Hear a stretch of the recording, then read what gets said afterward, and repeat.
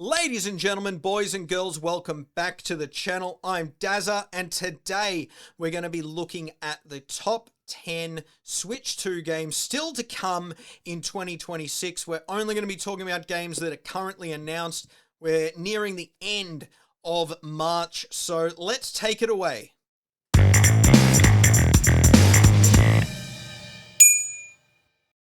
So at number 10, we have Pro Jank Footy. A lot of people probably wouldn't have heard of this title, but being from Australia, I'm a big fan of Australian rules football, but we don't get a lot of games released just due to our population size and just the budgets required for video games. So the most recent game was AFL 26, and I just don't think that that while coming to Switch 2 later this year, or is expected to, this game just delivers a bit more flair and a bit more fun. Broden from Auntie Donna is doing commentary for the game, apparently is also a playable character, but also looks to be a game that is very arcadey, really not a serious game, and I think because it's an indie title, it's probably going to be on the cheaper side as well, so I think it's going to be one that a lot of Australians are going to be quite interested in picking up. I think it's coming out on basically every platform, so definitely not one to miss. At number 9 is The Eternal Life of Goldman, which possibly is only coming to Switch 1. Every other title on this list, I believe, is Switch 2 bound, but this game just looks visually spectacular. Looks to be inspired more recently by games like Shovel Knight, but also going further back, something like DuckTales. It's been on the coming soon on storefronts for quite some time, so I have to imagine the game is not far away. I think that this game is probably going to be something that doesn't take up a lot of your time, probably in that 10 to 20 hour range, while also being probably on the cheaper side. I wouldn't be surprised if it's similarly priced to a game like Hollow Knight Silksong from last year, maybe slightly more expensive. Physically in Australia, the pre-orders are around $50. Silksong was $30, so I would anticipate digitally it's probably going to be in that $30 to $40 range. But as you can see, this game is just visually spectacular, and I think it's going to be very fun to play as well. At number 8, I've got the Duskbloods, and I am not a big From Software fan. However, this is one that I would say very likely to jump in and give a proper try to. The last game that I played was Sekiro, and apparently that tutorial area is meant to take you the best part of 15 to 30 minutes, and it took me, like 2 to 3 hours, and that was about it. I was done with those sorts of games. I'm not good. They always say get good. I'm just not good, quite frankly. And I've missed out on Elden Ring. I'm tempted to get it once it comes to Switch 2. We don't have a date for that yet. I would assume that it's coming within the next 3 months, but we shall see. So this game being sort of a more multiplayer open world type game, we need to know more about it, but this game is being developed exclusively for Switch 2 and is being directed by Miyazaki, who has directed Elden Ring and a lot of the bigger From Software titles. He skipped Elden Ring Night Rain. However, I think that game would have been used as a great testing bed for the Duskbloods. And so I'm interested to check it out. Curious as to when it will ultimately be released in terms of the date, because it's possible it's been bumped due to Elden Ring's delay, because I doubt they'll release them both at the same time. So we shall see. At number 7, I've got the game Orbitals, which has been shown off at the Partner Showcase and the Nintendo Direct last year.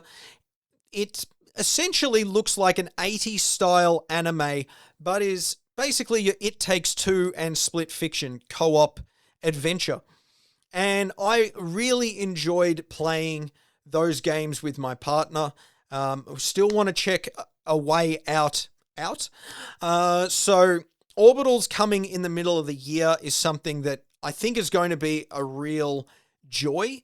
And I also think that a lot of games have had the time to sit on It Takes Two and what it did right, look at it and go, now what can we do with this? What are the good things that we can take? What were the bad?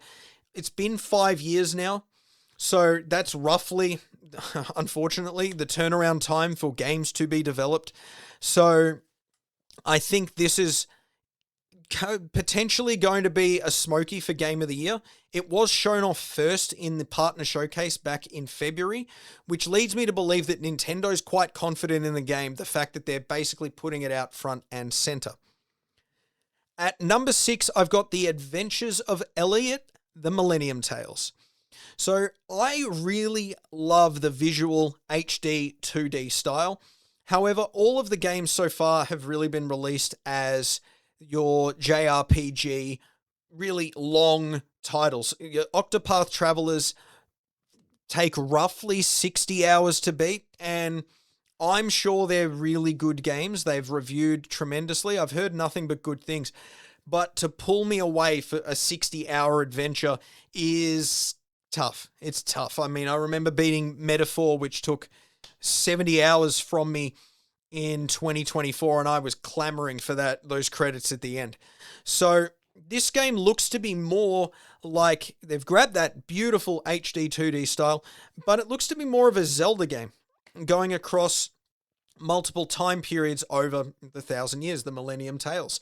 So I think this is going to be a very good game to check out, coming out in the middle of the year, I believe June 17, June 18, roughly speaking. And usually not much comes out around that time, so it might be the perfect time to check out if it is a longer game. I don't expect it to be. I think it'll be closer to that 20-hour range, just given that it's a different style of game. It's not a JRPG. It seems to be more of that sort of action-adventure, sword play type stuff. So I think it's coming out at the right time. There was a demo released last year when it was first announced. I haven't played that demo, but I have heard a lot of positive things. So it's definitely one to put on your wish list if you haven't already. So it's currently there waiting for me. So we'll just have to wait and see. At number 5, I've got Vampire Crawlers, which is coming out in just a few weeks. I believe this is a Switch 1 title getting a Switch 2 edition, but right now, as far as the eShop's concerned, as of recording towards the end of March, there is only a Switch 1 version available. It's $15 Australian. I think so it's going to be probably $10 US. And this is basically a dungeon crawler card game that is being developed by the team that made Vampire Survivors. And Vampire Survivors has been unbelievably popular. I definitely lost a good 10, 15 hours playing that game. And so I think they've got the cachet to be like, cool, I trust you. You're not going heavily after my wallet here. I want to see what you're doing. And I think it's possible that this game could be another very addictive game. But we shall see. At number 4, I've got Pragmata. And if not for the fact that it's got an amiibo coming with it as well, with the Diana character, I'm just very excited that this game, which historically would have avoided a Nintendo platform, is coming day and date to the system. It looks to have this fun mechanic where you sort of hack in to the sort of robot enemies and then you're able to shoot. So I don't expect, with this very different mechanic, that this is going to be a long game, but I think it's going to be a very focused game. So I'm expecting it to be around that similar length that Resident Evil 9 has, which is around that sort of 8 to 12 hours. But I think that this game is, if the story hits, visually it is doing a lot of good stuff. The demo, which I haven't played unfortunately, has been well received. So it's coming out now April 17th. It was initially April 24th. So the fact that they've moved it forward a week makes me think they're pretty confident in it. So we just now have to wait and see once it comes out. But this is a game that I will definitely be picking up day one. Something I'm definitely more excited for than Tomodachi Life, for example.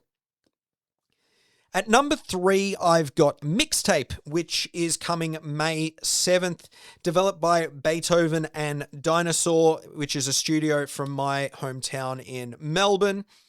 They developed the game The Artful Escape, which I played earlier this year and really, really enjoyed.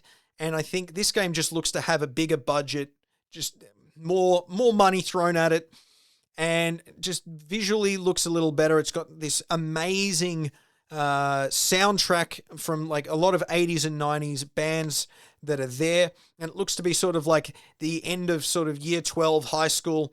And they're going on just one last run together probably before they go off to college. So I'm excited to see this game. I really adored their last title, and all of the previews that came out last year were glowing and genuinely saying that this game could be a smoky for a game of the year, which given what game of the years are now, is unlikely that it would go to a title like this, but I could easily see an outlet like IGN reviewing this a 9 out of 10. So I think it's one you should definitely put on your radar if it's not already. It's coming to Switch 2. It's coming to basically all the systems. And I don't think this is going to be a long game. I expect it's probably going to be, price-wise, $50 or less, but only a 4-hour, roughly speaking, lengthed game. And I think that is going to be the perfect game for me during that time. I'm very excited. It's coming out a few weeks after Pragmata, a few weeks before 007 Last Light. So I'm excited for it. Definitely a day one pickup. Definitely going to roll credits that first weekend, and really just can't wait. At number 2, I've got Fire Emblem Fortune's Weave. And the only reason it's not, well, you'll see what my number one's going to be in a second. Just hold tight. Just hold tight. But in 2019, Fire Emblem Three Houses was my personal game of the year. I don't put a lot of time into games, as I discussed earlier, but I put 65 hours into that title and loved it. Absolutely brilliant game. I plan to do a Switch 1 top games for the system, and that is definitely going to be on that list. But the problem is the last title, Fire Emblem Engaged, I really couldn't get into. I think I barely cracked 10 hours, and I was just like, this is not fun. The story does not intrigue me in any way, shape, or form.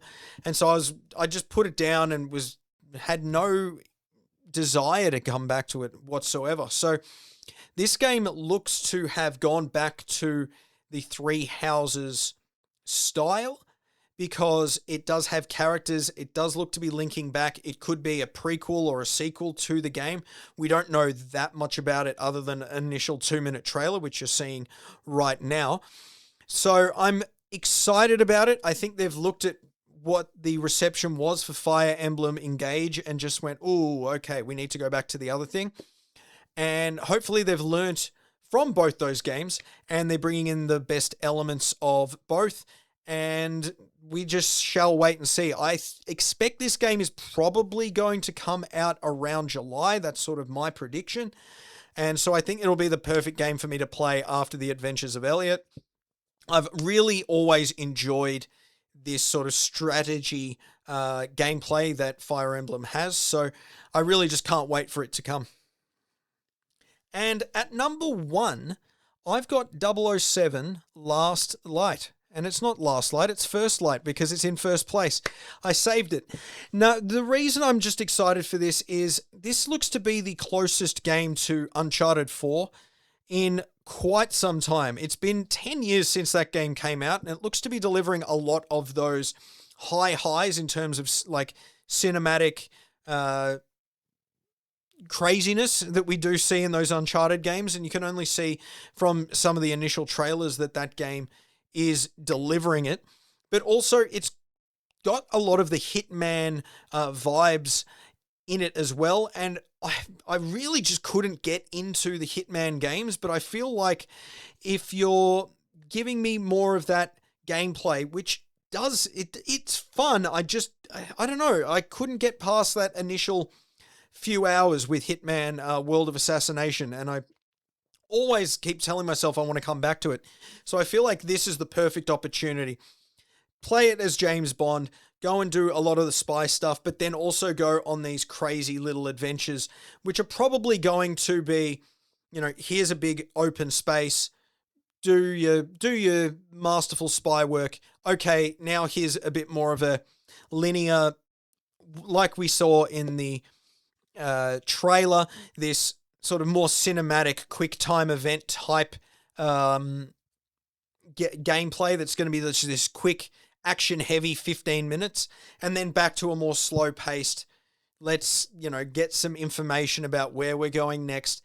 And I don't expect this game to be a long game, but I do expect it to be one with high polish, and I just hope that the game runs better. I'm more than happy to run this game at a lower resolution, as long as it plays well on Switch 2. I currently intend to play it on Switch 2. I do have a PS5, but I'm just excited that these sorts of games are coming to the system as well, and I really do want to support them because I would love to see more and more come across.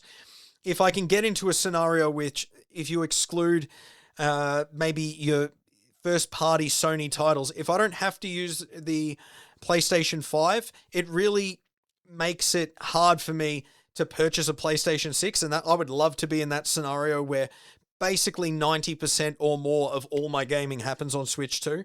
And Resident Evil 9 looks to be the first tick of approval that games run well and play well on this system when it comes to the big third-party titles.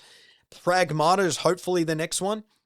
And we're about to see games like Indiana Jones and, of course, 007 First Light. So that's my list. Let me know what you think. What games are you most excited that are still just waiting to come out this year? Be sure to like and subscribe, and I'll see you next time.